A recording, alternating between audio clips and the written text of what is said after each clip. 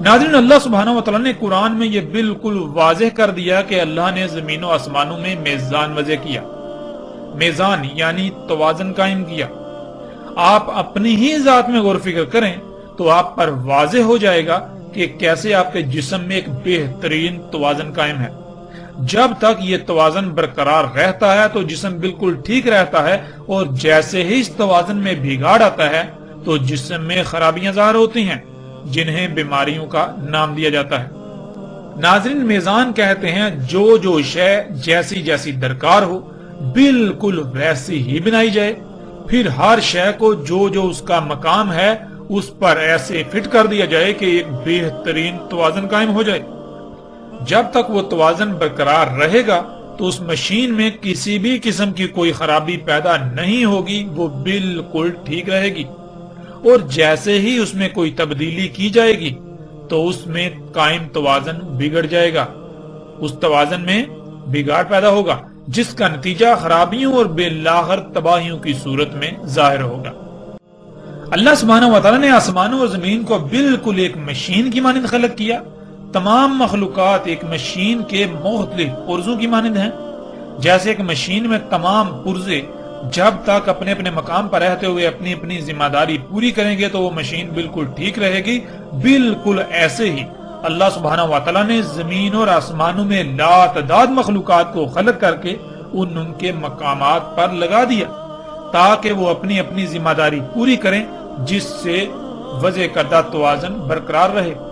اللہ سبحانہ و تعالیٰ نے کہا تھا کہ اس نے پہاڑوں سے زمین کا توازن قائم کیا، اور سختی کے ساتھ کہا تھا کہ اللہ کی خلق میں تبدیلی نہ کرنا، اللہ کی خلق میں چھیڑ چھاڑ نہ کرنا، اللہ کی خلق میں فطرت میں مداخلت نہ کرنا، کیونکہ اللہ نے اپنی خلق میں تبدیلی کی گنجائش رکھی ہی نہیں ہے۔ اگر اللہ کی خلق میں تبدیلی کی جائے گی تو پھر اس میں بگاڑ پیدا ہوگا، جس کا نتیجہ تباہیوں کی صورت میں سامنے آئے گا۔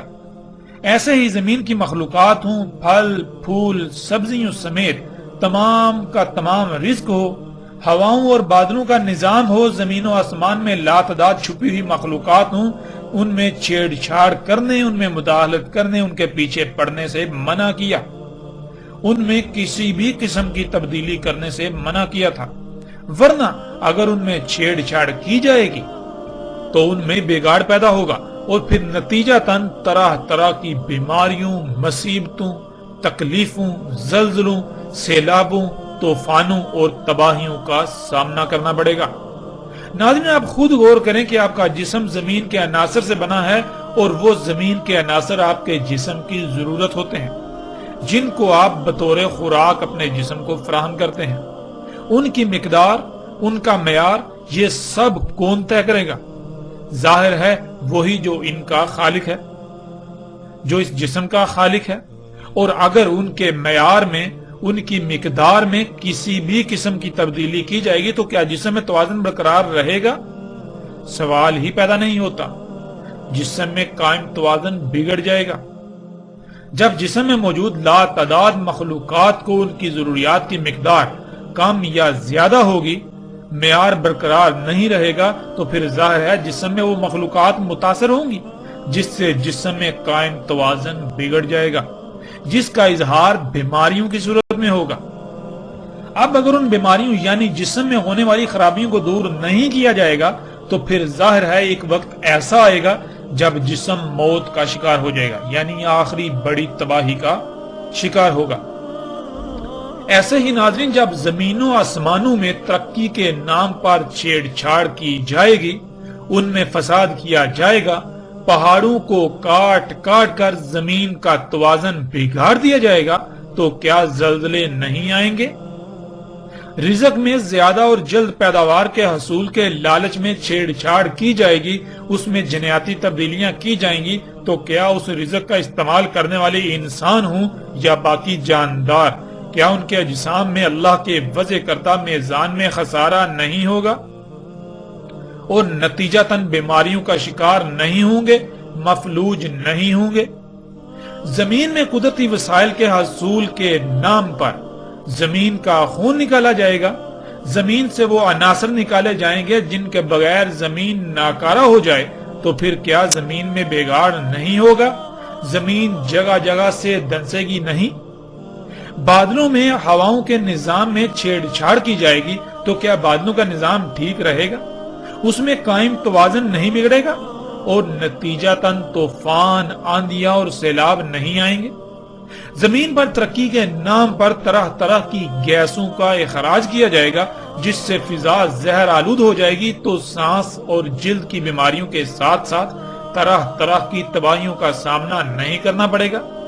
کیا زمین پر درجہ حرارت بڑھنا شروع نہیں ہو جائے گا؟ کیا آسمان یعنی زمین کے گرد گیسوں کی 7 تہوں پر مشتمل تہ در تہ حساس ترین حصار متاثر نہیں ہوگا؟ وہ پھٹے گا نہیں؟ ناظرین، یہی سب اللہ سبحانہ و تعالیٰ نے کہا تھا کہ جب تم فطرت میں چھیڑ چھاڑ کرو گے، اللہ کی خلق میں تبدیلیاں کرو گے تو ان نتائج کا سامنا کرنا پڑے گا۔ اور جیسے جب تک بیماری لا علاج نہیں ہوتی تب تک علاج ممکن ہوتا ہے، اس وقت تک علاج کر لیا جائے تو بیماری سے چھٹکارا مل جاتا ہے، ورنہ اگر وقت ہاتھ سے نکل جائے تو نہ صرف بیماری لا علاج ہو جاتی ہے بلکہ پھر آخری بڑے نتیجے کا سامنا کرنا پڑتا ہے جو جسم کو مکمل طور پر نکارہ بنا دیتا ہے، اور وہ موت ہے۔ بالکل اسی طرح ناظرین، آج آپ اپنی آنکھوں سے دیکھ رہے ہیں انسانوں کے اپنے ہی ہاتھوں سے کیے جانے والے مفسد اعمال جنہیں وہ ترقی کا نام دیتے ہیں، ان کی وجہ سے دنیا میں طرح طرح کی بیماریاں، مصیبتیں، تکالیف، جنگ و جدل، سیلاب، طوفان، آندیاں، زلزلے، زمین کا جگہ جگہ سے دھنسنا، زمین اور پہاڑوں کا ٹل جانا وغیرہ، کیا یہ سب رک جائے گا؟ نہیں، یہ اب لا علاج ہو چکا۔ اب یہ سب دن بدن بڑھتا ہی چلا جائے گا، یہاں تک کہ ان قریب ایسا زلزلہ آئے گا جو کہ انسانوں پر آخری عظیم ترین تباہی مسلط ہوگی، جس میں ایک بھی انسان نہیں بچے گا۔